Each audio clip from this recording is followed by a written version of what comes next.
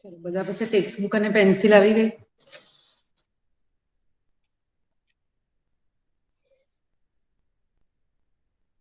Rishabh, Pinak, Abdul? Yes, ma'am.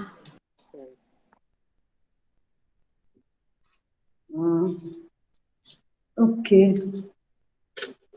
એમાં તમે હવે પેજ નંબર લઈ લો 96. પહેલો ક્વેશ્ચન.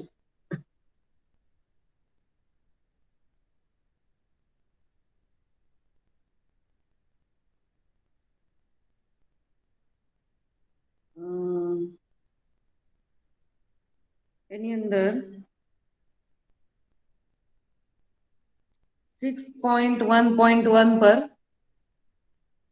સેકન્ડ લાઈન થી સ્ટાર્ટ કરો, બ્રેકેટ કરી દો. A nucleotide has 3 components. મળ્યું?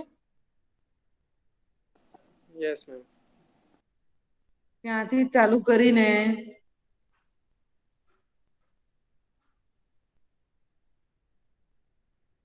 નેક્સ્ટ પેજ પર nitrogenous base is linked to sugar moiety project from the backbone. Figure 6.1 એવું લખ્યું છે ને, ત્યાં બ્રેકેટ ઓવર કરી દો. Okay ma'am. આટલો જ આન્સર. ને નીચે ચાર્ટ મેમ. ના, કયા નીચેના એમાં? 6.1 નો મેમ, 6.1 નો ચાર્ટ. એ તો લેફ્ટ હેન્ડ સાઈડ પર પેજ 96 પર છે તે ડાયાગ્રામ. હા એ જ. મેમ ક્યાંથી ક્યાં એક વર્ષ રિપીટ કરો ને. 96 પેજ પર a nucleotide has 3 components. Okay. બીજા પેજ પર બેકબોન. હા મળી ગયું બેકબોન, બસ 6.1 ફિગર 6.1 લખેલું છે. હા, અને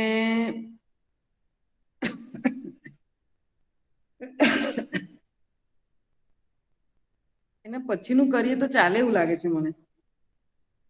એના પછી 4 લાઈન છે. મેમ એ આરએનએ નું સ્ટ્રક્ચર છે, આરએનએ માટે છે.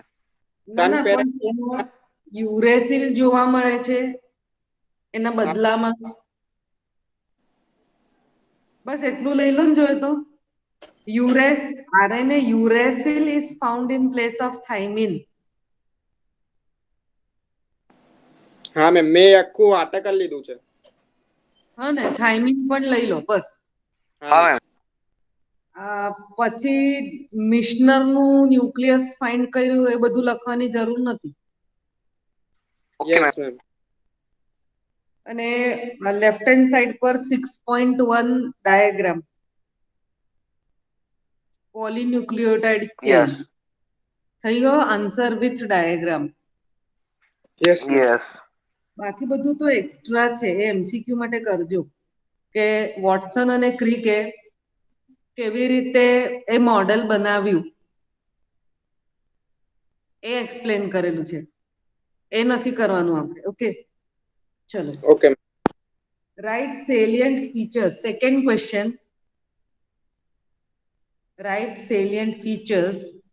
એ તો પેજ ધ સેલિયન્ટ 97 પર. ફીચર્સ. એ તો મળ્યું ડાયરેક્ટ. ને?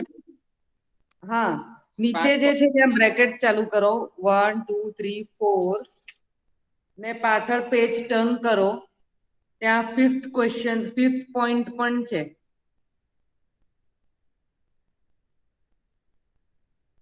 મળ્યા ને 5 પોઈન્ટ? હા. હા હા ઓકે, મેમ. ઓવર. ઓકે, પછી number 3. What is central dogma?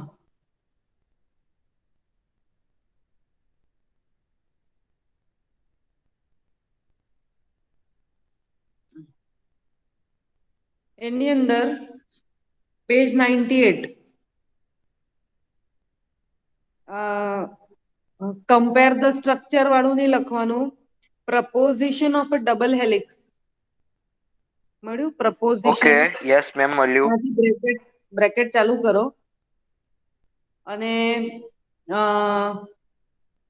DNA dash RNA dash protein ત્યાં બ્રેકેટ ઓવર 1 2 3 4 5 6 7 7 લાઈન, આટલી 7 લાઈન જ લખવાની. હા ઓકે મેમ. મેમ.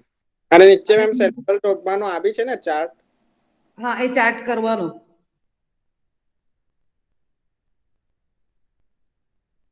બહુ ઈઝી છે ચાર્ટ. આમ ટ્રાન્સક્રિપ્શન, ટ્રાન્સલેશન, રેપ્લિકેશન એવું લખ્યું છે ને. આ 7 લાઈન અને આ ચાર્ટ બરાબર મળી ગયો આન્સર. Yes ma'am. હવે જાઓ આગળ, પેકેજિંગ ઓફ ડીએનએ હેલિક્સ.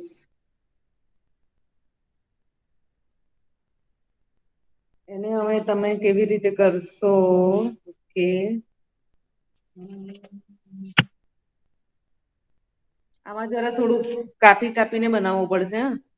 તો સમજી ગયા ma'am. If the length of E coli બધું કાઢી નાખશું અમે લોકો. હા, packaging of DNA helix. Do you understand how long is this? અને if the length is can you calculate? એટલે એ બધું જ તમારે કાઢી નાખવાનું વચ્ચે વચ્ચેના. હા એ એ લોકો જવાબદારી જોઈ અમારી. એટલે પછી બેઝડ ઓન પેકેજિંગ. આ પાછળનું મને લાગે હીટરો પેજ નંબર 100 પર છે ને, ત્યાં સુધીનું બધું લેવું પડશે. પણ વચ્ચે ઓકે વચ્ચેના આખો બધા, પેજ. હા આખું જ inactive, whereas heterochromatin is inactive. જો histone, non histone, euchromatin, heterochromatin words mention કરીને 2 લાઈનમાં પતાવી દેવાનું જોઈએ તો. પણ તમે પેલા ટર્મિનોલોજી મેન્શન કરો અને 2 લાઈનમાં આખું કરી દો ને તો માર્ક્સ તો નહીં કપાય. વર્ડ્સ તો આવી જાય છે ને બધા, ઓકે મેમ. બરાબર. પણ બહુ લાંબુ લાંબુ નહીં કરતા, આન્સર લાંબો થઈ જાય ને સ્પીડ પછી ઘટી જાય. પેકેજિંગ વાળું ખબર પડી ગઈ. ચાલો, ટ્રાન્સફોર્મિંગ પ્રિન્સિપલ.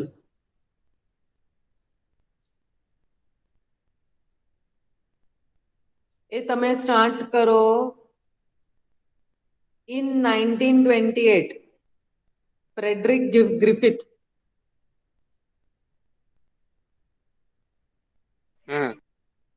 ત્યાંથી ચાલુ કરો.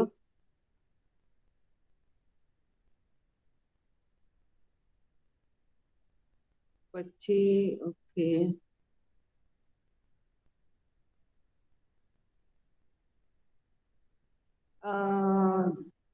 એ તો છેલ્લે સુધી લેવું જ પડશે. This must be due to the transfer of genetic material. This must be due to the transfer of. મળ્યું? ક્યાં સુધી મેમ? Page number 101.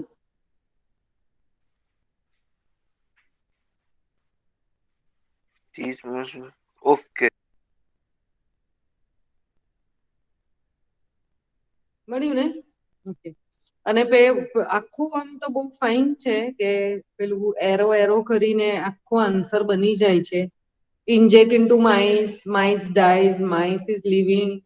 ઓકે, આ બહુ જ ઇમ્પોર્ટન્ટ છે. જે લિસ્ટ ઓફ ક્વેશ્ચન્સ મોકલ્યું ને એમાં મેં આઈએમપી કરીને પણ મોકલી દીધું છે. તે બોર્ડ માટે બહુ કામનું છે. ક્લિયર? ઓકે, ક્યાં પહોંચ્યા હવે? Hershey and Chase experiment. Hershey and chase.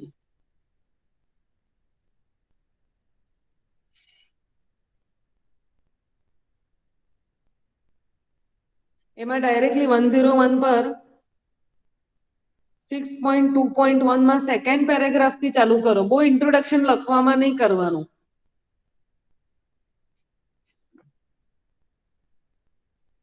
Bacteriophage attaches to the bacteria. મળ્યું second paragraph? Yes ma'am. Yes ma'am. ચાલો ત્યાંથી સ્ટાર્ટ કરી દો.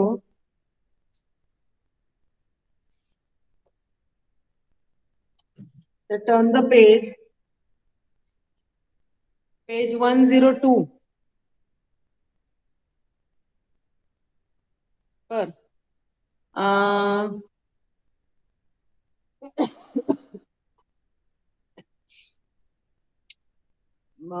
passes from virus to bacteria સુધી. Passes from virus to bacteria. મળ્યું? Yes ma'am. ઓકે, ત્યાં bracket over કરી દો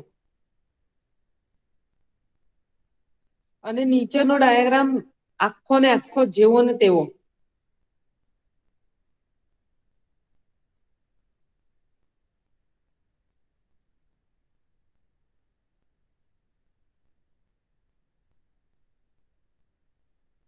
આ ડાયાગ્રામ ઇમ્પોર્ટન્ટ હે એકદમ.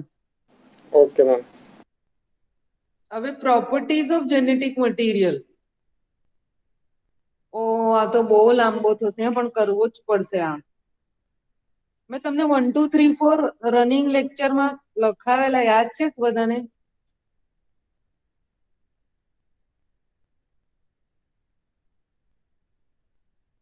વન ટુ થ્રી ફોર લખાવી દીધેલું પોઈન્ટ્સ પેજ 103 પર.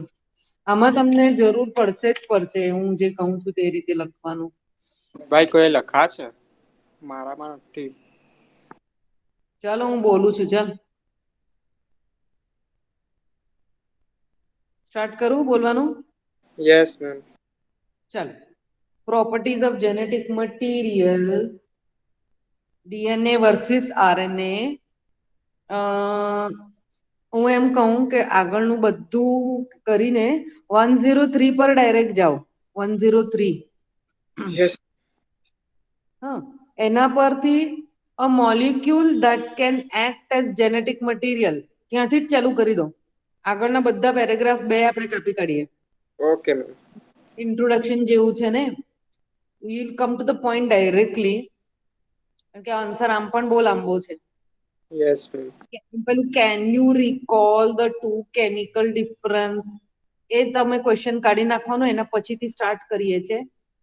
A molecule that can act as a genetic material must fulfill the following criteria. ત્યાંથી ચાલુ કર્યું, એ 4 પોઈન્ટ લખી દીધા, પછી આપણે પોઈન્ટ ચાલુ કરવાના છે. ઓકે ચલો હું બોલું છું તે number 1. Okay ma'am. because of the rule of base pairing. પહેલી લાઈનમાં because yes ma'am. of rule of base pairing and complementarity, A number 1.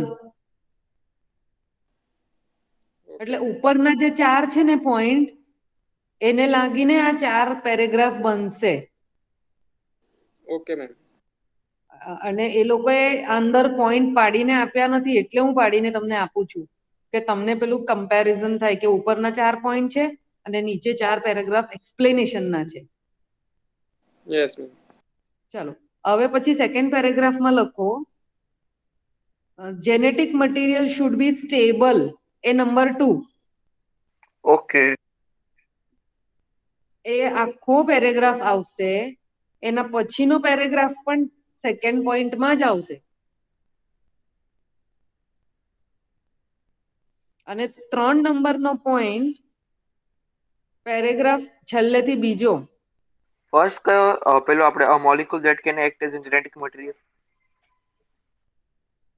Both DNA શું કહે છે? ફર્સ્ટ પોઈન્ટ કયો છે મેમ? કયો પોઈન્ટ? ફર્સ્ટ પોઈન્ટ, સૌથી ફર્સ્ટ. ફર્સ્ટ તો મેં કીધું ને પહેલે, હવે પાછું પહેલેથી એક કહું. મૂકી દઈશ પછી. ઓકે ઓકે ચલો મેમ અબ્દુલ પાસે લઈ લેવા મેમ પછી. પણ હું બોલું છું તો તને કેમ નથી ફાવતું લખવાનું? અરે મેમ મેમ જરા મેં જરાક પ્રોબ્લેમ હશે. રબર લેવા ગયું એટલે.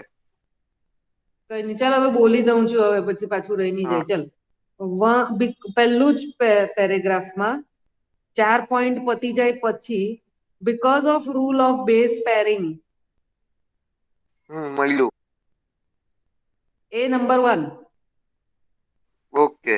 અને ઇટસેલ્ફ એન્ડ થાય છે. ઇટસેલ્ફ. હા. હા, બસ પછી એ એન્ડિંગમાં જોયેલું. હા, પછી સેકન્ડ પોઈન્ટ ચાલુ થાય છે તો genetic genetic material. Should be stable. Hmm. A number 2. Okay. હા. આખો પેરેગ્રાફ, એના ઓકે. પછીનું પેરેગ્રાફ પણ. ઓકે. એ જરા ફાલતુ છે પછીનો, તો એ તમે ખાલી બ્રેકેટ વાળું કાઢી દો. વાંધો નહીં. Thiamine at place of uracil એ કહેવું જરૂરી છે. હા. ઓકે, અહીંયા સેકન્ડ પોઈન્ટ પૂરો થાય છે. ઓકે. હવે number 3. both DNA and RNA are able to mutate.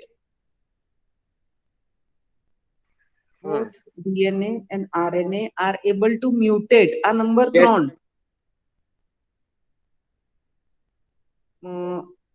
પછી number 4. RNA can directly code. RNA can directly code. A number 4. ત્રીજો અને ચોથો પોઈન્ટ એકદમ નાના નાના બની ગયા. Yes, ma'am. હવે એ ચોથો પોઈન્ટ જે છે તે પેજ ટર્ન કરો અને પેજ 104 પર ઇઝ બેટર. યસ. ત્યાં સુધી થઈ ગયા ને? ઉપરના 4 પોઈન્ટ અને નીચે 4 પેરેગ્રાફ. હવે પેલો સેકન્ડ પોઈન્ટ બહુ લાંબો છે, એ લખતા લખતા જો તમને કઈ પોઈન્ટ છૂટી જાય તો કોઈ 0.5 કપાય, બાકી આખું લખો તો કોઈ માર્ક્સ કપાતા નથી.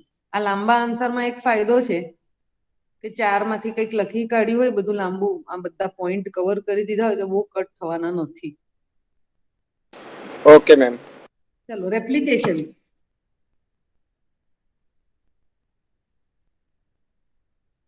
રેપ્લિકેશન તો જેટલું છે તેટલું જ. હા, ma'am. અને એના બાજુમાં એનો ડાયાગ્રામ છે પર્પલ અને રેડમાં. Yes, ma'am. 6.6. વિથ ડાયાગ્રામ કરે તો એને લખી દો. મેં વિથ ડાયાગ્રામ નથી લખ્યું, તો તમે કરી દો એને. વિથ ડાયાગ્રામ થઈ ગયો ને આન્સર.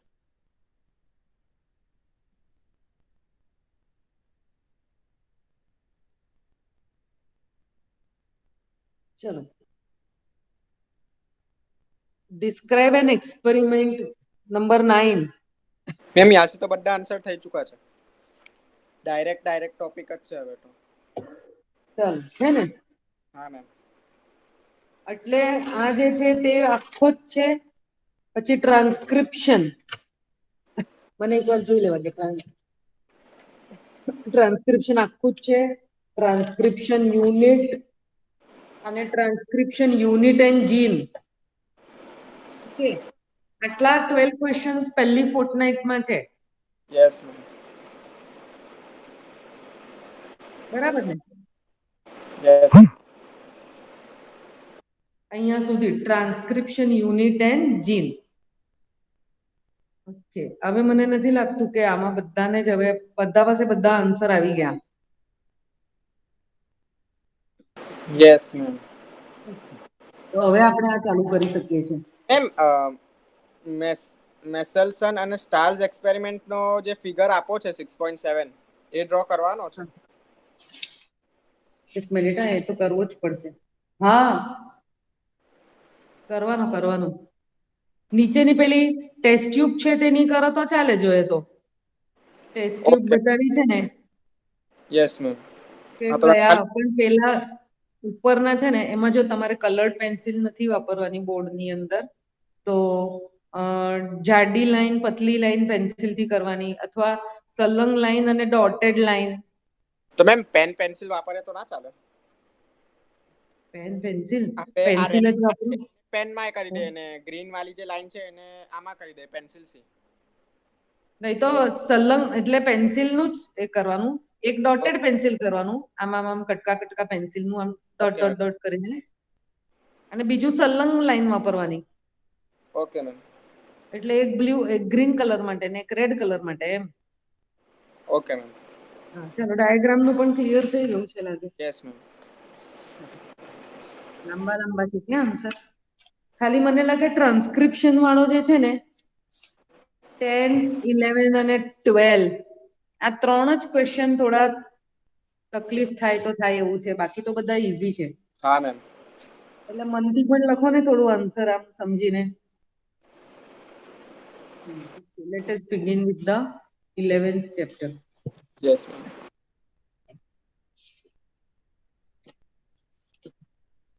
જે આપણે ગયા વખતે પેલું શું એનું કરેલું હતું લાઈક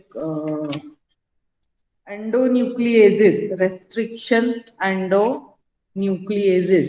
હા okay we are starting with that. Pencil ને બધું રાખો તૈયાર ટર્મિનોલોજી લખવા માટે ને બધું.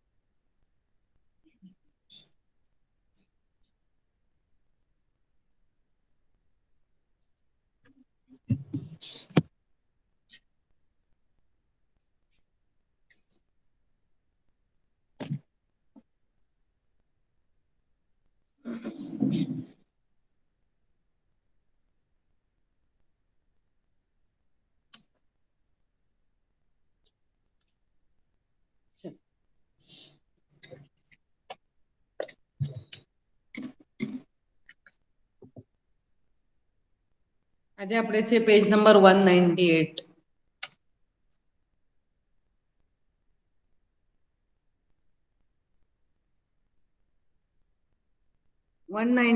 પર ઓકે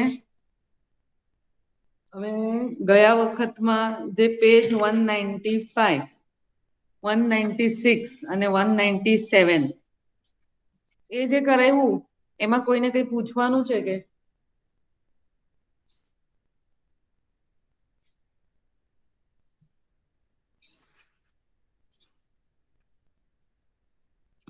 ગયા વખતે જે ટોપિક કરાયું ને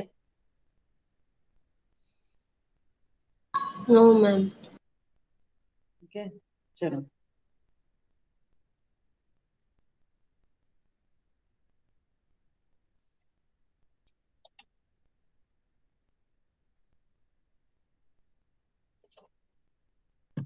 આજે છે પેજ નંબર 198 પર separation and isolation of DNA fragments. Okay તો આપણે લાસ્ટ યરનું જે પ્રેક્ટિકલ હતું પેપર ક્રોમેટોગ્રાફી એનું જરા એક સ્ટેપ બાય સ્ટેપ હું ક્વેશ્ચન પૂછું છું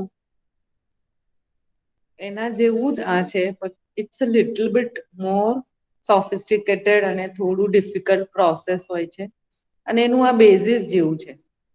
કેટલાને યાદ છે લાસ્ટ યરનું પેપર ક્રોમેટોગ્રાફીનું એક્સપેરિમેન્ટ થોડું થોડું પણ यस मैम याद છે. ચલો પિનાક તને જે કઈ યાદ હોય તે એક સેન્ટેન્સમાં કે શું કર્યું હતું.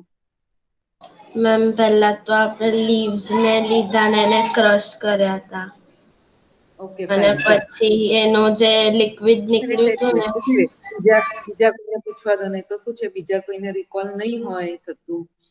ઓકે મેમ મને આખું કૃષિ યાદ છે કે ક્રોમેટોગ્રાફી પેપર છે ને લીવ્સ કે કોઈમાં બી જે પિગમેન્ટ છુપાયેલા હોય એને ફાઇન્ડ કરવા માટે હોય છે. Pigment different colours. હા આ પેપર વાપરેલું હતું પેપર ક્રોમેટોગ્રાફી. ઓકે અબ્દુલ તને કઈક યાદ છે આનું.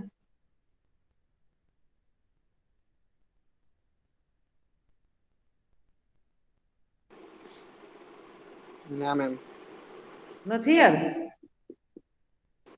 આઈડિયા નથી. હવે જો બધાને છે ને લીવ્સ આપેલા અને પેલું ખાંડવા માટે આપેલું વ્હાઈટ કલરનું મોર્ટર અને પેસ્ટલ બધા વાંટતા હતા, ગ્રુપમાં હા મેમ બેસાડ યાદ છે. પત્તા નાખીને પેલો અંદર હમણાં વાંદો પાણી આખું ફીણ ફીણ થોડુંક કરી પાણી નાખેલું. શું એલ્કોહોલ નાખીને વાટતા હતા, તે વાળું મેમ?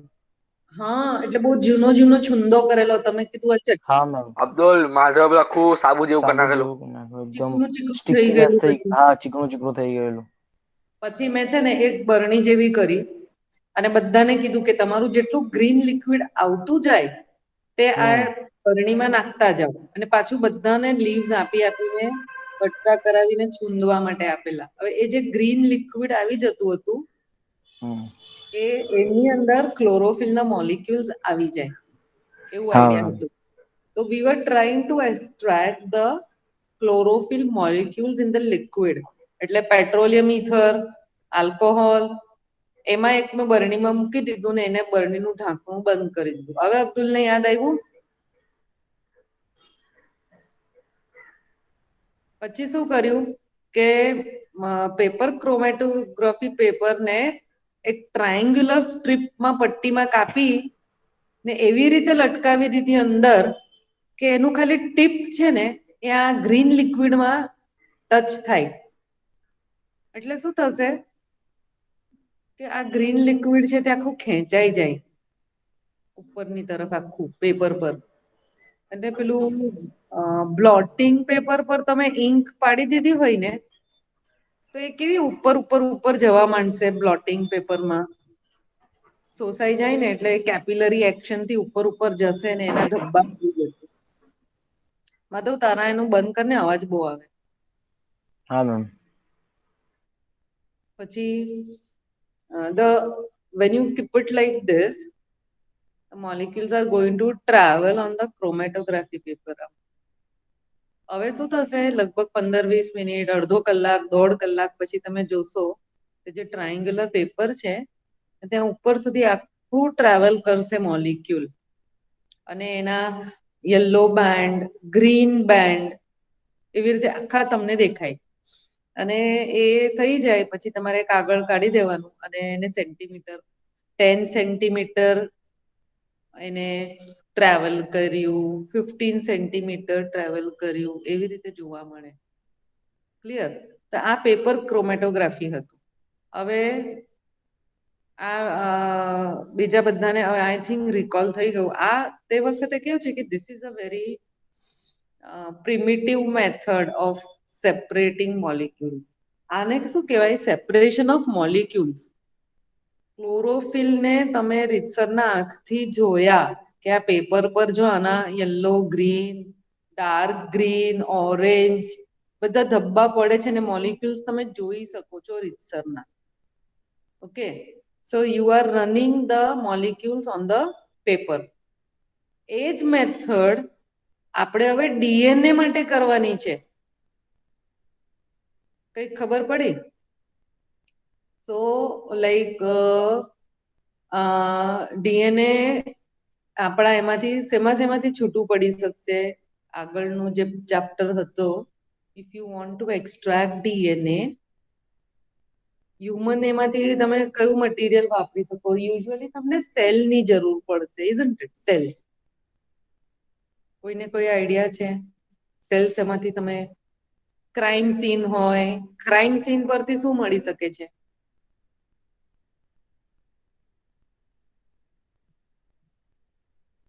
બ્લડ, ખૂન થયું હોય. ફિંગરપ્રિન્ટ.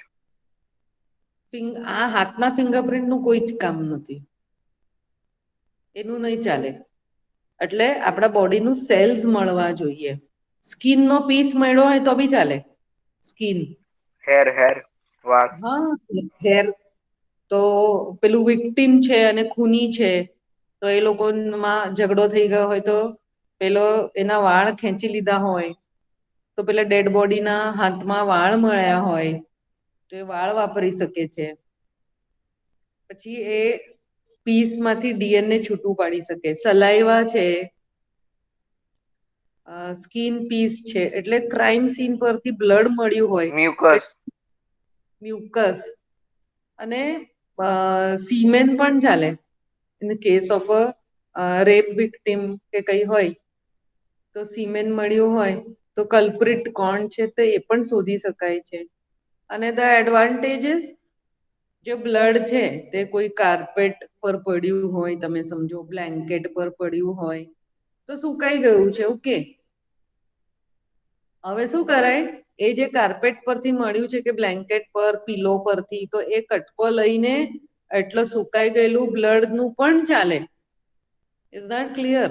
તો એના આ ડીએનએ નું એટલું ફિંગરપ્રિન્ટિંગનું, તો ડીએનએ ફિંગરપ્રિન્ટિંગનું મેથડ આપણે ગયા ચેપ્ટરમાં કર્યું. હવે આ ચેપ્ટરમાં એવું કરવાનું છે કે ડીએનએ ફિંગરપ્રિન્ટિંગ તમે કરો એ પહેલા તમારે ડીએનએ કાઢીને એને લઈને છૂટું પાડીને ક્રોમેટોગ્રાફી મેથડથી એને કાગળ પર કે કશા પર લેવું પડે. આ મેથડ આની છે. હવે કઈ ખ્યાલ આવે આ ટોપિક શેનો છે? પેજ 198 પર શું લખ્યું છે જુઓ. Separation and isolation of DNA fragment. Okay, મળી તો ગયું તમને બ્લડ સેમ્પલ કે કંઈક પણ, કાર્પેટનો ટુકડો, બ્લેન્કેટનો ટુકડો, એના પર સુકાયેલું બ્લડ છે એ તમે લઈ લીધું છે. Okay, I am beginning from the textbook. The cutting of DNA by restriction endonucleases results in the fragments of DNA. આગળના પરમ દિવસનું જે લેક્ચર હતું એનસીઆરટી નું આનું કરેલું, તેમાં મેં તમને કીધું કે રેસ્ટ્રિક્શન એન્ડોન્યુક્લિએઝિસ જે મોલેક્યુલર સીઝર્સ છે એ શું કરશે કે ડીએનએ નું મોટું સ્ટ્રેન્ડ છે એને કટ પાડશે કોઈ બે ઠેકાણે. ઓકે, તો આ તમે કટ કરીને પીસ લઈ લીધો છે, કાપીને. તમે ડીએનએ કેટલું મોટું છે?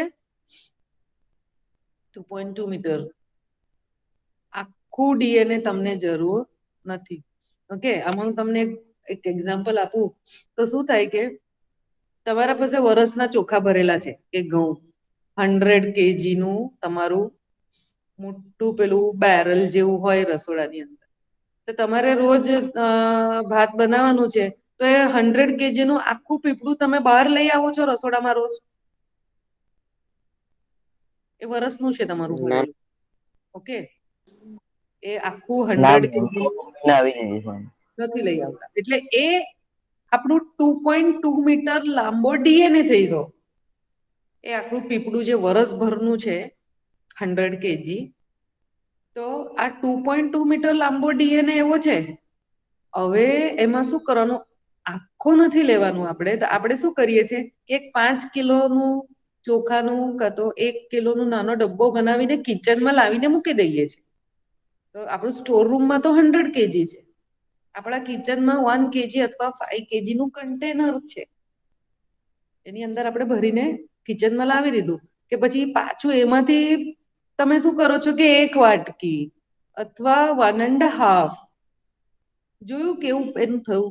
એવું જ આનું પણ છે. આખું 2.2 મીટર ડીએનએ નું શું કામ નથી આપણને. એનો પીસ કટ કરીને આપણે લઈ લીધું છે. હવે કટ કરવાનું કામ કોણે કર્યું? રેસ્ટ્રિક્શન એન્ડોન્યુક્લિએઝિસ. આ નામ યાદ રાખજો, જે ગયા વખતનો ટોપિક હતો ને. It is cutting the DNA at 2 places. અને કેવી રીતે? જો GAATTCC, જી અને ઊંધું વાંચે તો પણ સરખું જ વંચાય એવું હતું ને. GAATTC મલયાલમ. આમ વાંચો તો પણ મલયાલમ, લેફ્ટ ટુ રાઈટ, અને રાઈટ ટુ લેફ્ટ વાંચો તો પણ મલયાલમ. એવું જે વાંચી શકાતો પીસ હોય ત્યાં આ રેસ્ટ્રિક્શન એન્ડોન્યુક્લિયસ 2 છેડા પર કાપા પાડી દેશે. ધીસ ફ્રેગમેન્ટ્સ, હવે આ કટ તો તમે લઈ લીધો, એટલે 1 વાટકી ચોખા તમે લઈ લીધા છે. એટલે નાનો ડીએનએ નો પીસ, જીન, એ તમે લઈ લીધો છે. These fragments can be separated by a technique known as gel electrophoresis. હવે શું કરવાનું કે એક મોટી ટ્રે હોય ને, એ ટ્રેની અંદર આપણે જેલ પાથરી દીધો છે. 11th સ્ટેન્ડર્ડમાં આપણે કરેલું કે આપણને જેલ શેમાંથી મળે છે?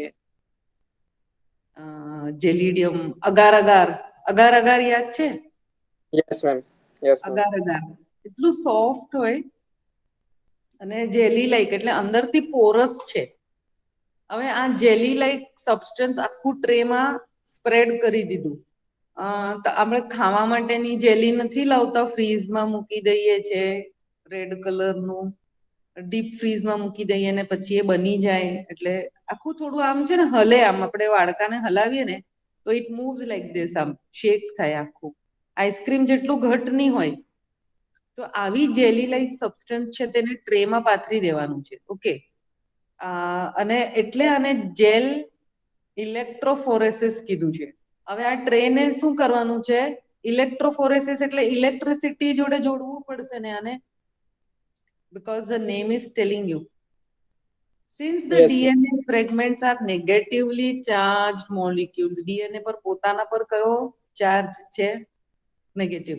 જો વચ્ચે એ જે હિસ્ટોન પ્રોટીન્સ છે એ પોતે પોઝિટિવલી ચાર્જ છે, એના ઉપર ડીએનએ નું આખું આટા મારીને એને અટેચ કરેલું હતું. તો કારણ કે ડીએનએ નેગેટિવલી ચાર્જ છે એટલે હિસ્ટોન પ્રોટીન પોઝિટિવલી છે, એટલે પેલું પેકેજિંગ ઓફ ડીએનએ માં એ પકડી રાખતું હતું બરાબર એને.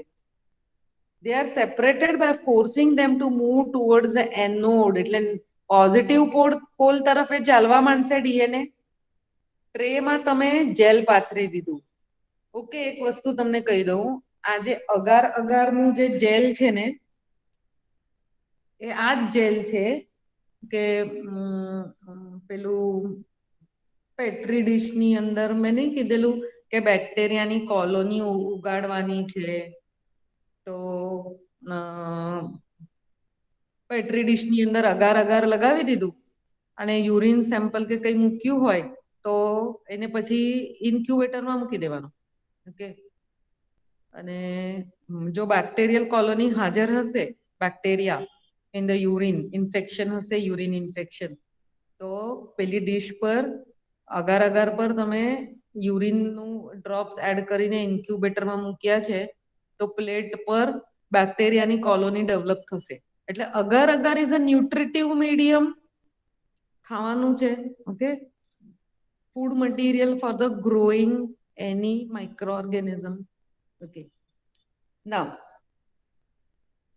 you have taken the tray ની અંદર તમે agarose gel આખું સ્પ્રેડ કરી દીધું, એ જેલી લાઈક હલે છે. એની અંદર તમે ડીએનએ નું જે છૂટું પાડ્યું છે તે એક છેડા પર એને ખાલી મૂકી દેવાનું છે, અને આ અગાર અગારની જેલ અંદરથી પોરસ છે ને એટલે મોલિક્યુલ એક જગ્યાથી બીજે જગ્યાએ ચાલવા માંડશે. પેલા અંદર અંદર કાણા કાણા હોય ને, એટલે તમારું એક ઇંકનું ટપકું ટેબલ પર પડ્યું હોય, ઇંકનું ડ્રોપ, તમે બ્લોટિંગ પેપર લઈ લો અને એને આમ કરીને ઇંકના એના પર મૂકી દો, તો પેલો ટેબલ પર પડેલો ઇંકનો ડ્રોપ છે તે પેલા પેપરમાં આવી જશે કે નહીં, આમ ખેંચાઈને આખો ઉપર ઇંક આખા પેપર પર આવી જશે. એવી રીતે આ ટ્રેની અંદર જે તમે જેલ પાથરી દીધું છે ને એક કોર્નર પર ડીએનએ મૂકી દીધું, તો આમ કરીને બીજે છેડા પર પહોંચી જશે. અને એને ફોર્સ કોણ આપશે? તમે ઇલેક્ટ્રિસિટી જોડે આ ટ્રેને જોડી દીધી છે, એટલે ડીએનએ નેગેટિવ ચાર્જ છે અને પોઝિટિવ પોલ તરફ એ ચાલવા માંડશે અને આખા ટ્રેમાં ડીએનએ પથરાઈ જશે, સ્પ્રેડ થઈ જશે. આપણે જે ક્રોમેટોગ્રાફી કરેલું ને એમાં કેવું આખું ઉપર સુધી પટ્ટા પડી ગયા પેપર પર આપણા, એવી રીતે. નાઉઅડેઝ the most commonly used matrix એટલે પેલું જેલ is agarose gel, અને એ શેમાંથી મળે છે? સીવીડ્સ. તમને હવે આ સીવીડ નું કહું ને તો પેલું સુશી બનાવે એમાં પેલું ગ્રીન કલરનું વીડ્સ, યસ મેમ, ક્યુઝિનમાં ખબર તમને? ખબર હશે, રોલ કરે એ લોકોના એમાં છે ને વીડ્સ બહુ નોર્મલી પણ ખાય. પેલું મીસો સૂપ કરીને બનાવે એ લોકો, જાપનીઝ ને એ લોકો મીસો સૂપ, તો ગ્રીન કલરની આટલી આટલી ફ્લેટ શીટ જેવી મળે અને એ લોકો આટલું કટ કરી કરીને વીડ્સ, તો સી વીડ્સ તો એ લોકોના ક્યુઝિનમાં ખાવાનું મેથડ જ છે. તો આવી રીતે સી વીડ્સ જે છે એમાંથી આ જેલ મળે છે અને આ ટ્રેમાં આપણે એને પાથરી દઈએ છીએ. The DNA fragments separate according to the size through the sieving effect. આ જેલની અંદર કાણા કાણા છે એટલે આખા એ છૂટા પડવા માંડ્યા, આખું ટ્રેમાં એક જગ્યાથી બીજે જગ્યાએ, according to the size. Hence, the smaller fragment size, the further it moves. Look at the figure 11.3 and guess which end of the gel the sample was loaded. 11.3 ને જુઓ ને, જો લાર્જેસ્ટ લખ્યું છે ને ત્યાં તમે સેમ્પલ ને મૂકી દીધું હતું. તમને 11.3 નો ડાયાગ્રામ ફોટોગ્રાફ જોવા મળે છે? Yes ma'am. હા, તો સેમ્પલ ને કઈ તરફ મૂક્યું હશે જો બરાબર.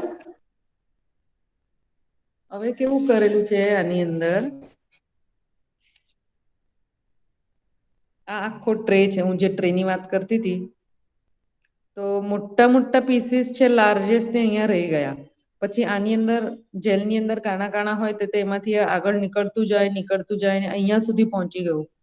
તો ડીએનએ નું જે નાનો પીસ હતો, જે આ જો ને કોર્નર આવી ગયો ટ્રેનો, તો અહીંયા સુધી પહોંચી ગયું છે ને. આ વચ્ચે વચ્ચે પડે જ્યાં હશે ત્યાં પહોંચતું જાય ને છૂટું પડે. તો જો આ આખા એક બેન્ડ વાળો આખું એક તૈયાર થઈ ગયું છે આની ઉપર. લાર્જેસ્ટ અહીંયા રહી ગયા, પછી થોડા મોટા, પછી નાના, પછી નાના, પછી નાના અહીંયા સુધી. સો યુ આર હેવિંગ ધસ આખું પ્લેટ. પછી મેં કીધેલું તેમ કે આના પર પેલું એક પ્લેટ જેવું મૂકી ને એને કાઢી લે, એટલે આના જે ધબ્બા ધબ્બા છે ને તે પેલી નાયલોનની શીટ પર આવી જાય.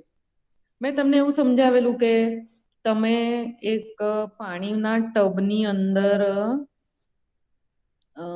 ઓઇલ કલર, ઓઇલ પેન્ટ ઉપર ઉપર નાખી દો તો એ ઉપર ફ્લોટ કરશે. અને પછી શું કરવાનું, એક કાગળ લઈને એ પાણીના ટબ પર મૂકવાનો અને ધીરેથી કાઢી લેવાનું. તો છે ને આમ વેવ્સ વેવ્સ જેવું ને એમાં બેન્ડ તમને કલરના એ કાગળ પર મળશે. કોઈ દિવસ આ નાના હતા ત્યારે આ એક્ટિવિટી કરેલી ખરી કે ડ્રોઈંગના ક્લાસમાં ને એવું? પાણીનું ટબ લઈને ઉપર કલર ઉપર ખાલી બોટલથી થોડા થોડા થોડા મિક્સ મિક્સ મિક્સ છાંટી દેવાના, એટલે પાણી ઉપર ફ્લોટ કરે. પછી એક મોટો ડ્રોઈંગ પેપર લેવાનો અને પેલા પાણીના ઉપર મૂકી દેવાનો અને ધીરેથી કાગળ ઉચકી લેવાનું.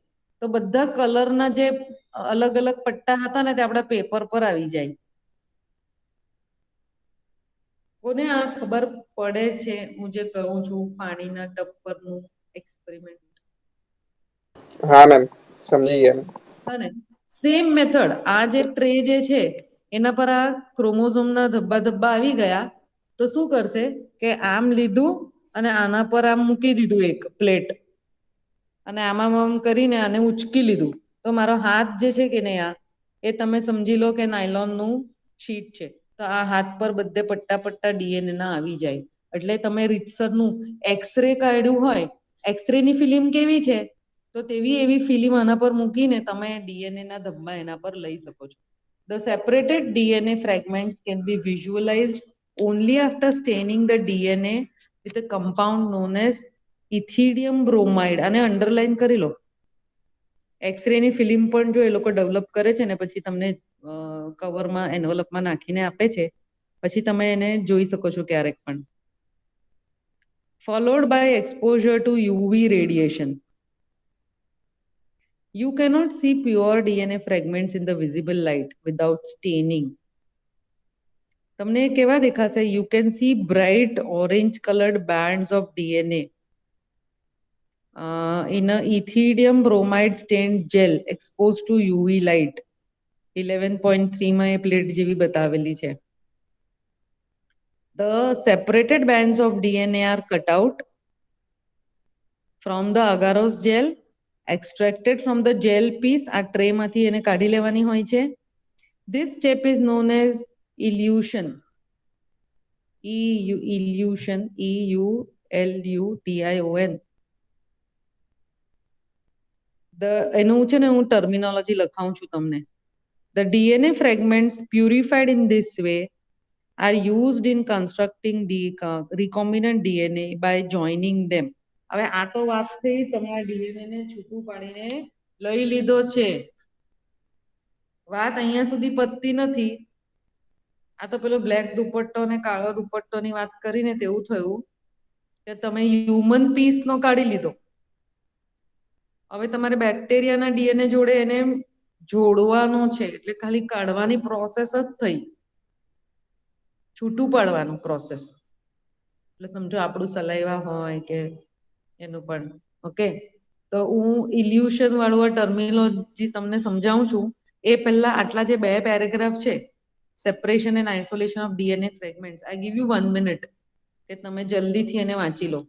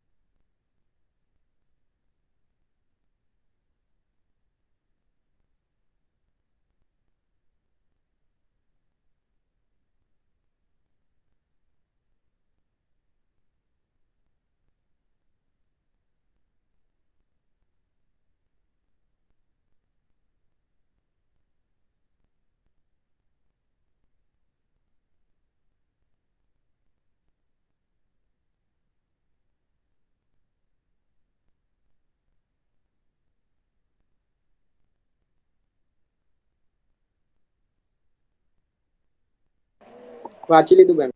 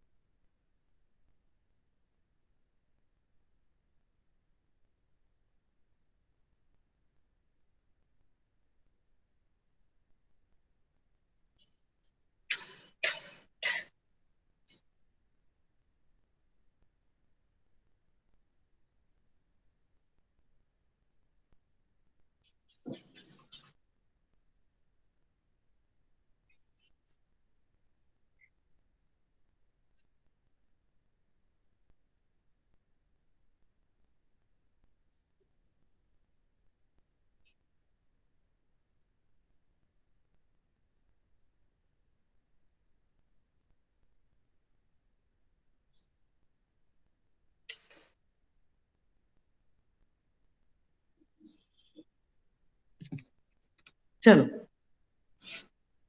ઇલ્યુશન વાળાનું ટર્મિનોલોજી લખી લે જરા.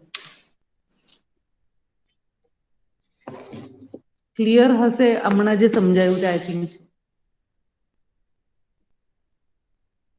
કોઈને કઈ પૂછવાનું છે આ સેપરેશન આઇસોલેશન ઓફ ડીએનએ? ચલો લખો. પેલા વર્ડ મળ્યો કે ELUTION, છેલ્લેથી 4th લાઈન છે ELUTION. બોલો. Yes ma'am. ચલો, it is the process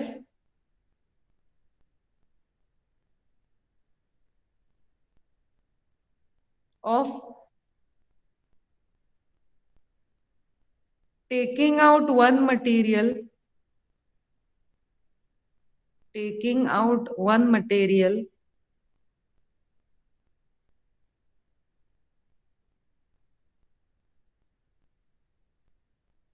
from another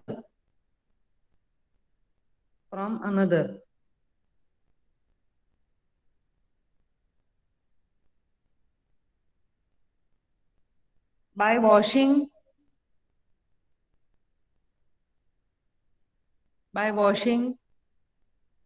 with a solvent.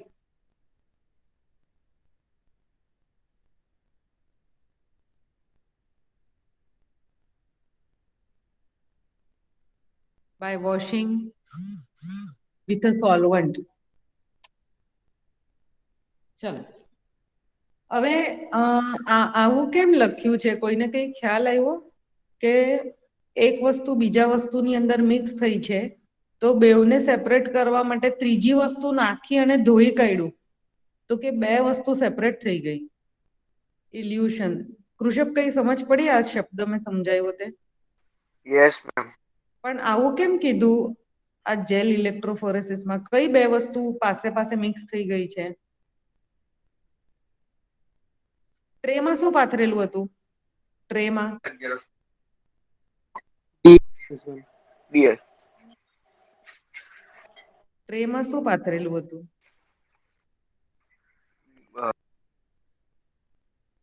Type કરીને મોકલજો, તારો અવાજ નહીં આવતો તો.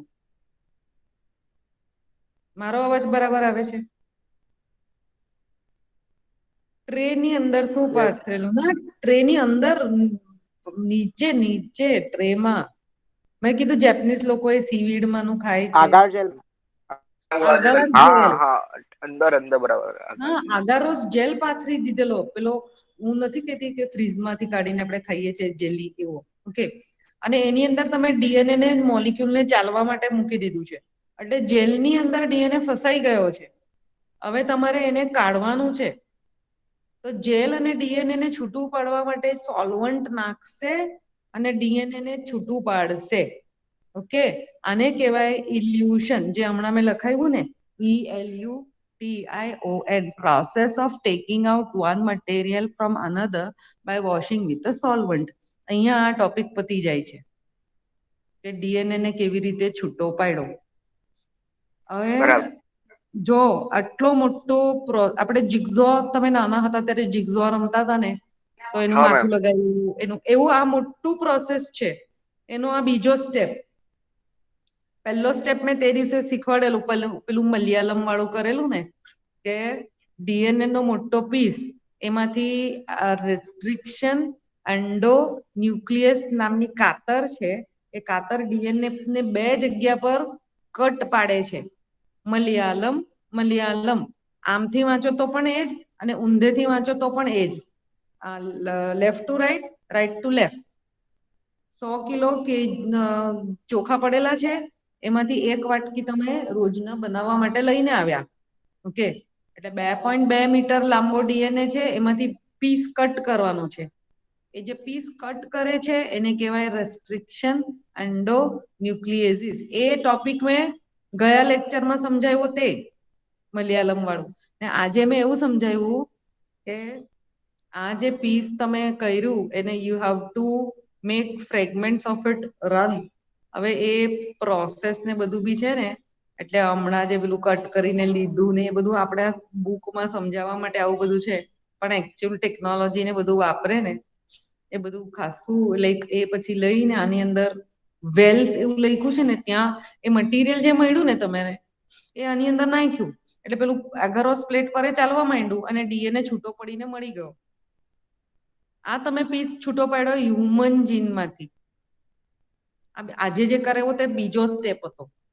પેલો તે દિવસનો હતો તે કે ડીએનએ કટ કરીને લીધો, ને આજે હતું તે ડીએનએ ને છૂટો પાડીને સેપરેટ કરીને જેલમાંથી ચોખ્ખો કરીને લઈ લીધો. અહીંયા સુધી બીજો ભાગ પતી જાય છે. હવે છે ને ક્લોનિંગ વેક્ટર આવું લખ્યું છે, એટલે હમણાં સુધી આપણે જે કરતા હતા ને એમાંથી તમારું મગજ આખું કાઢી દો બહાર, આખું નીકળી ગયું. હવે આખો નવો ટોપિક છે. આની અંદર બીજો એક્ટર છે બેક્ટેરિયા. બે જણનું રોલ છે ને, હ્યુમનનું જીન અને બીજું બેક્ટેરિયાનું જીન. તો હમણાં આપણે બધી જે વાત કરી તે કટ કરવાની, તે હ્યુમન જીનની કરી, પેલા જીનની કરી, બંને જીનને. હવે બેક્ટેરિયાનું જે છે પ્લાઝમિડ, પ્લાઝમિડ એટલે કયો પોર્શન નું વાત કરશું તે જુઓ તમે. ઓવર હિયર લાસ્ટ યર નું તમારું બેક્ટેરિયાનું આ હું ડ્રો કરું છું તે દેખાય છે તમને આના પર, પેજ પર? Yes ma'am. ચલો, આ થઈ ગયું. પછી મેં સમજાવેલું કે ડીએનએ ને, અરે બેક્ટેરિયાને 3 લેયર હશે. હવે હું જે બોલું છું ને તો બહુ જ ધ્યાનથી સાંભળજો, બહુ જ ધ્યાનથી. જો આ વાળું જે છે ને, આમ આમ આમ આ લૂપ બનાવ્યું, આ જે ડીએનએ જે છે ને એ ઓરિજિનલ છે, એટલે મેઇન જે છે આ હેરિડિટરી મટીરિયલ છે. ક્લોનિંગ વેક્ટરની વાત કરે છે ને આ નવા ટોપિકમાં 11.2.2માં, તો એ ક્લોનિંગ વેક્ટર કોણ છે? તો કે બેક્ટેરિયા. બેક્ટેરિયાનું હું તમને રફ લેંગ્વેજમાં કહું ને તો ઝેરોક્સ મશીન જેવું કામ આપણે કરાવીએ છીએ. ઝેરોક્સ મશીનમાં એક કોપી તમે બનાવી લીધી, ડીએનએ છે, પછી આની અંદર મૂકી આપ્યું એટલે છાપવા માંડે. જો આ બેક્ટેરિયાની અંદર આટલો પીસ છે, આને કહેવાય પ્લાઝમિડ. યાદ છે બેક્ટેરિયામાં બે ડીએનએ છે. આ જે લૂપ જે છે આની આજુબાજુ ન્યુક્લિયસ નથી. કેમ નથી કવર? કારણ કે એ પ્રોકાર્યોટિક છે. A prokaryotic cell will not have a nuclear membrane and the nucleus genetic material is lying free in the cytoplasm. આ આપણું પ્રોકાર્યોટિક નું ડેફિનેશન જ છે. તો આ ડીએનએ બિચારો કેવો છે? ઘર વગરનો. આની આજુબાજુ ન્યુક્લિયર મેમ્બ્રેન નથી, આખો ફ્રી છે અહીંયા. તો બે છે પાછું જેનેટિક મટીરિયલ, અને આ એક્સ્ટ્રા જે છે ને એનું નામ છે પ્લાઝમિડ. 2 ડીએનએ. આ વાત બધાને સમજ પડી ગઈ? આ બેક્ટેરિયા પાસે બે ડીએનએ છે. Yes ma'am. હવે એકદમ ધ્યાનથી સાંભળો. આ જે એક્સ્ટ્રા વાળું પ્લાઝમિડ છે ને એ આપણને બાયોટેકનોલોજીમાં આપણે વાપરવાના છે. એનું જે મેઇન ડીએનએ છે ને એને આપણે હ્યુમન્સ, આને આપણે છેડવાના નથી. જે એક્સપેરિમેન્ટ કરશું ને બાયોટેકનો, એમાં આને નથી છેડવાનું. We are going to use this plasmid for our biotechnology experiments. હવે તમને એમ વિચાર આવે છે ને કે આ નેચરે આને બે ડીએનએ ને કેમ આપ્યા? આ જે છે ને આ મેઇન ડીએનએ હેરિડિટરી મટીરિયલ, એ એક જનરેશનમાંથી બીજા જનરેશનમાં મેઇન કેરેક્ટર્સ લઈને જશે. આપણામાં કેવા બધા કેરેક્ટર્સ અને ડિઝીઝ લઈને જાય, તેવું કામ આ ડીએનએ કરશે. તો કૃષભ, આ વાળો એક્સ્ટ્રા ડીએનએ પ્લાઝમિડ નું શું કામ હશે? એના પાસે બે છે. આ વાળો પ્લાઝમિડ જે ડીએનએ છે ને, આ ડીએનએ નું નામ પ્લાઝમિડ આપ્યું છે, PLASMID. મેઇન હેરિડિટરી કેરેક્ટર તો આ લઈને જાય છે. તો આ એક્સ્ટ્રા ડીએનએ સર્ક્યુલર છે પાછો, બંગડી જેવો શેપ.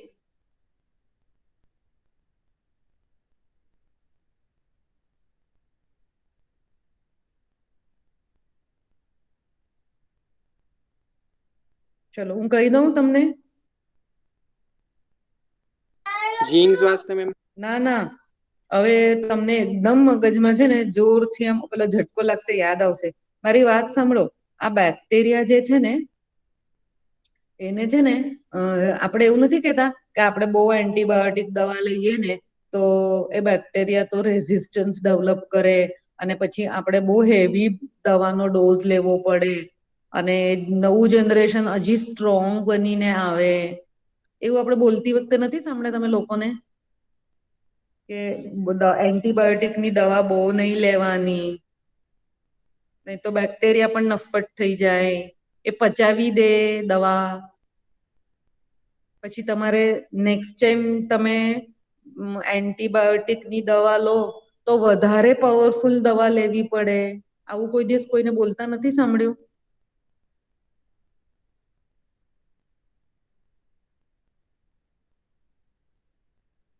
આ વાત ખબર છે કે નહીં? યસ હા મેમ, સાંભળું છે મેમ. હા અને મેમ તમને આપણે જોઈ ડોલો લઈએ ને મેમ, ડોલો આપણે એનામાં પછી તો પહેલા તું જો નાના હોય વરસ ત્યારે અડધી પછી તું મોટો નાના થાય ને પછી એ દવા તને કઈ કામ જ નહીં આવે. જો હા થોડા વર્ષના તારે પછી હા પાવરફુલ દવા લેવી પડે. હમ અને આ મચ્છર મારવાનું જે દવા આવે છે ને એમાં બી એવું આવે કે એટલું ઇફેક્ટ 1-2 વર્ષ તો એટલી ફાઇન ચાલે, પછી ત્રીજું વર્ષ આવે ને એમાં તો એ મચ્છર આરામથી અહીંયા ત્યાં નાચતા હોય, એ દવાનો અસર જ નહીં થાય. આપણે એમ બોલીએ છે કે એ મચ્છર છે, કોકરોચ છે, એ લોકો દવા પચાવી ગયા. ઓકે, હવે જે પચાવી ગયું ને બેક્ટેરિયા, આપણી એન્ટીબાયોટિક તમને કોઈ એક આપતા હતા ડોક્ટર, તમને કાયમ આપ્યા કરે, તમે 5 વર્ષ થઈ ગયું હવે તો પેલી દવા કઈ મને અસર જ નથી કરતી, એ એન્ટીબાયોટિક બદલી કાઢી ડોક્ટરે, બધે પાવરફુલ આપી. તો જે બેક્ટેરિયા દવા પચાવી જાય છે ને એના માટે કોણ જવાબદાર છે? આ બંગડી વાળું પ્લાસ્મિડ. કૃષભ ખબર પડી હવે? અબ્દુલ, માધવ, પિનાક? Yes ma'am. તો આ પ્લાઝમિડ એવી વસ્તુ છે જેનાથી બેક્ટેરિયા પાવરફુલ થઈ જાય. એટલે આ જે પ્લાઝમિડ છે ને એ જો આ બેક્ટેરિયાના 2 બેક્ટેરિયા બને રિપ્રોડક્શનમાં, ઓકે, આમ ને આમ, તો એ છે ને આ સાદું વાળું ડીએનએ તો આપે જ છે એને, પ્લસ આ બંગડી વાળું પણ પ્લાઝમિડ આપે છે આમ. એટલે હવે એક દવાથી આ લોકો મરી જતા હતા આગળનું જનરેશન, ઓકે, પછી એ દવાથી મરી ગયા, હવે આ નવા આવ્યા તો એ લોકોએ થોડું એડેપ્ટેશન કરીને આ પ્લાઝમિડમાં ચેન્જીસ કર્યા. હવે હજી થોડા જનરેશન જશે ને પછી શું થશે? આ પ્લાઝમિડ એવું પાવરફુલ થઈ જશે કે તમે જે દવા લેતા હતા એ દવા અને કામ કરતી નથી. નથી. આ પ્લાઝમિડ બહુ યસ ખતરનાક મેમ. વસ્તુ છે. જો આ પ્લાઝમિડ આપણા માટે ખતરનાક છે પણ બેક્ટેરિયાને તો બચાવે છે ને. સી, જેવી રીતે આપણે દવા બનાવીને બેક્ટેરિયાને મારી નાખવાનો વિચાર કરીએ છે, તેવી રીતે બેક્ટેરિયા પ્લાઝમિડને પાવરફુલ બનાવીને પોતાનું રક્ષણ કરે છે ને. કે 10 જનરેશન થઈ ગયા આ બેક્ટેરિયા મરી જતા હતા, હવે તો એવું પાવરફુલ બનાવવું પડશે પ્લાઝમિડ કે બેક્ટેરિયા નહીં મરે. એ લોકો પોતાની રીતે બરાબર છે, આપણે આપણી રીતે બરાબર છે. આપણે દવા પાવરફુલ બનાવતા જઈએ છે અને એ લોકો પ્લાઝમિડને પાવરફુલ બનાવે છે. એટલે પેલા જે નવા પ્રકારના કોઈ બેક્ટેરિયા એવા હોય ને જેના પાસે આ પ્લાઝમિડ પાવરફુલ નહીં હોય તો તમે દવા લીધી હોય તો તમે સારા થઈ જાઓ, કેમ કે પેલા બેક્ટેરિયા બિચારા એ લોકો પાસે પોતાનું પ્રોટેક્શન જ નહીં હતું પ્લાઝમિડનું, મરી ગયા. ઓકે, હવે પણ એને થોડા વરસ લાગશે, થોડો ટાઈમ, 1-2 વર્ષ, કે એ પેલી દવાને પચાવી જાય. હવે હમણાં આપણે જે ક્લોનિંગ વેક્ટરનો ટોપિક કરવાના છે ને, તો એની અંદર ક્લોનિંગ વેક્ટર એટલે આ you are going to use the plasmid. હવે હું એમ નહીં કહેતી હતી કે આ જે બેક્ટેરિયાનો પીસ છે એની અંદર હ્યુમનને જોડવાનો. જો આને છે ને આ ડાયાગ્રામને હું મોટો ડ્રો કરીને બતાવું છું. આમ આ બેક્ટેરિયા, ઓકે, હવે જોજો હે, હવે મેઇન એકદમ કઈક વસ્તુ કહું છું. આ બંગડી વાળું પ્લાઝમિડ એને મેં અડધું જ દોર્યું આમ. આ પોર્શન કોનો છે? બેક્ટેરિયાનો. અને આ મોટું જો આ ડીએનએ છે ને આ વાળું, આ હ્યુમન નું છે, આ હ્યુમન. બરાબર. હવે અહીંયાથી મેં પીસ કટ કરીને લઈ લીધો, આ આટલો પીસ, આ પીસ જે કટ કર્યો છે ને, એ તમે સમજો ઇન્સ્યુલિન બનાવવાનું કમાન્ડ છે એના પાસે, ઇન્સ્યુલિન. હવે આ પીસને કટ કરીને ઉચકીને લાવ્યા. હવે કટ કરવાનું એટલે પેલું મલયાલમ વાળો ટોપિક, હે. આ પીસને લીધો, અહીંયાથી ઉચક્યો, અને આ જે બેક્ટેરિયા છે ને એમાં જોડી દીધો. એટલે જોજો, એને હું ડોટ ડોટ ડોટ થી બનાવું છું, જો.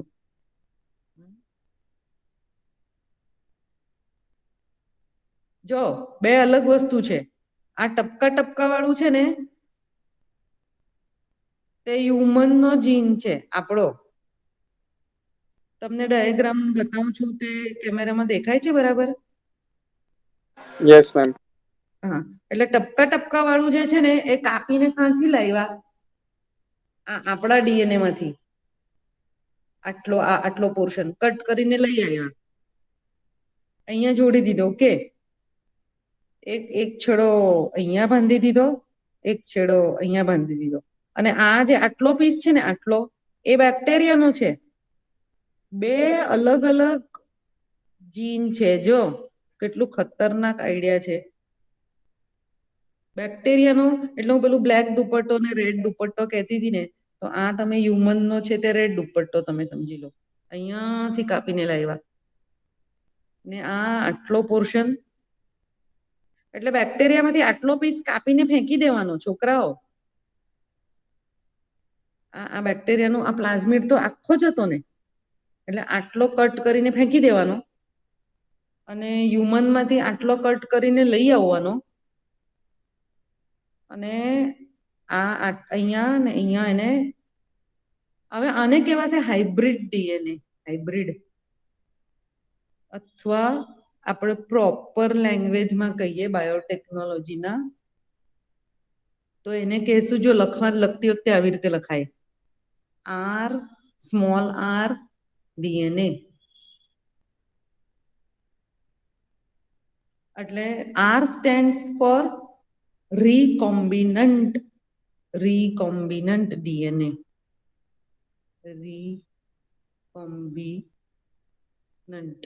recombinant DNA. એમ કેમ recombinant? ભૂત જેવું છે, જો રાક્ષસ નવું. કેવું? અડધું બેક્ટેરિયાનું છે આટલો પીસ, ને આટલો પીસ હ્યુમન નો છે. બે અલગ અલગ ઓર્ગેનિઝમના જીનને જોડી દીધા. એક તો માઇક્રો ઓર્ગેનિઝમ છે અને બીજું મેમલ છે, હાઈએસ્ટ. સી, આ નોલેજ તો આમ તો સારું છે, પણ આમ ખતરનાક પણ છે. આ પેલી ટોપિક છે કે જેમાં હું એમ નહીં કહેતી હતી કે જે ઉંદર છે એને હાથીના કાન જેવા મોટા લાંબા વાળું જીન એને બેસાડી આપવાનું. એટલે શું થશે કે ઉંદરના કાન હાથી જેવા મોટા થઈ જાય. તો ઉંદરના જીનમાં હાથીના જીન બેસાડવાના ને, એટલે આ પ્રોસેસ. આ જે મેં હમણાં કેમેરામાં બતાવું છું ને, કે આ વાળું બેક્ટેરિયાનો, એટલે એક પીસ ઉંદરના એનો જીન અને એક હાથીનો જીન. તો હાથીનો જીન એટલે એ પાછો શોધવો પડે કે શેના લીધે હાથીના કાન મોટા થાય છે. પછી પેલું મેં એક એક્ઝામ્પલ આપેલું કે ટોબેકો એટલે તંબાકુનું પ્લાન્ટ છે. તો એ જો ટોબેકો પ્લાન્ટ છે, એને ચમકવાનું જો જીન આપી દઈએ તો ચમકી શકે. તે પેલું જુગનું આવે, આગીઓ કહેવાય, ઇન્સેક્ટ. તો ટોબેકોના પ્લાન્ટ એટલે બે જીન ભેગા કર્યા તેવી કઈ આ વાર્તા છે. અડધું બેક્ટેરિયાનું જીન અને આ હ્યુમનનું જીન. હવે આ જે મેં વાર્તા તમને છે ને, પેલું ખબર, પ્રોટીન સિન્થેસિસમાં લાઇબ્રેરી વાળી કૃષક, મેસેન્જર આરએનએ, હું બધા સ્ટુડન્ટ્સને બેન્ચ પર બેસાડું છું એટલે પ્રોટીન સિન્થેસિસ, એવી વાર્તા કીધી હતી. એવી આ આખી સાદી વાર્તા છે. અને પછી આ રહ્યું આ ક્લોનિંગ વેક્ટર ટેક્સ્ટબુકમાં, અને આ વિથ ટર્મિનોલોજી એટલે કેવી scientific, origin of replication, selectable marker, cloning site,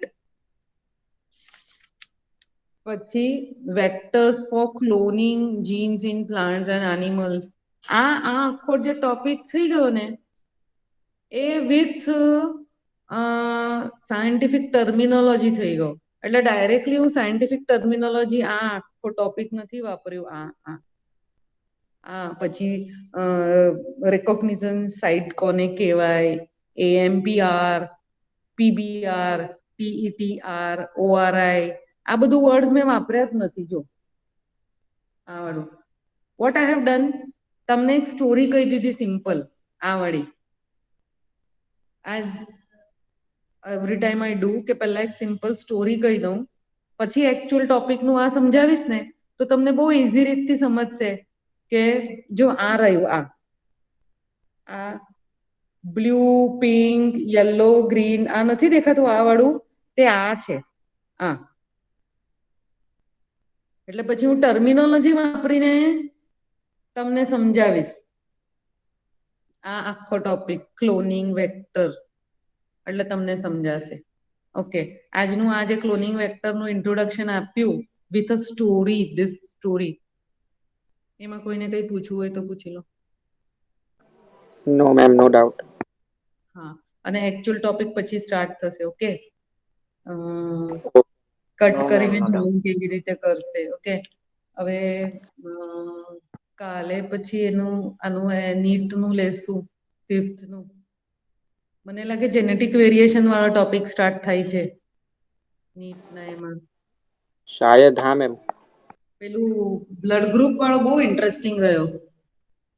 yes ma'am. પછી છે ને પહેલામાં આવશે હજી સિકલ સેલ અનેમિયા ને હિમોફિલિયા, એમાં બહુ જ પનેટ સ્ક્વેર બનાવવાનું ને મજા આવશે, કે પેરેન્ટ્સ છે ગ્રેન્ડ પેરેન્ટ્સ સુધીનું પણ ટોપિક છે તો તમારે ગ્રેન્ડ ચિલ્ડ્રનમાં કોનામાં કેટલા ટકા કેટલો રોગ કેવી રીતે આવશે એ પનેટ સ્ક્વેર થી જજ કરવાનું છે. અને બીજું એક નાનું છે, એટીજીસી નું કેલ્ક્યુલેશન છે. બેઝ પેર જે બતાવ્યા છે ને, તો 80 આટલા ટકા છે તો જીસી કેટલા ટકા હશે એનું ટોટલ કરીને એની ટ્રીક છે. એ ટ્રીક આવડી જાય એટલે એક વાર તો બધા જ એના કેલ્ક્યુલેશન, એટલે તમને છે ને ક્વેશ્ચન પેપરમાં થોડી જગ્યા હોય ત્યાં તમે કેલ્ક્યુલેશન કરી શકો છો. બહુ જ ઓછું નાનું કેલ્ક્યુલેશન આવે. Okay ma'am. Okay fine, so we will stop over here. બોલ. મેમ, આ વર્ષનું નીટનું પેપર હોય તો મોકલજો ને. એ આપણે ડિસ્કસ કરવાનું બાકી છે ને હજી. હા મેમ. આપણે ગુજકેટનું કરેલું. Yes ma'am. એમાં તમારી શું થઈ ગઈ, સ્કૂલની એક્ઝામ આવી ને એટલે પછી મેં વચ્ચે એની કર્યું. તમે કીધું તમે પ્રિપેર કરો છો તો કરી લો. Yes ma'am. પછી એકવાર હું છે ને ક્વેશ્ચન પેપર આપણે સોલ્વ કરશું આપણે આપણા ક્લાસમાં જ. Okay ma'am. એટલે તમને પણ કોન્ફિડન્સ આવશે. ઓકે ઓકે, ચલો. Yes ma'am. Okay ma'am, thank you. પૂછો. Okay, by.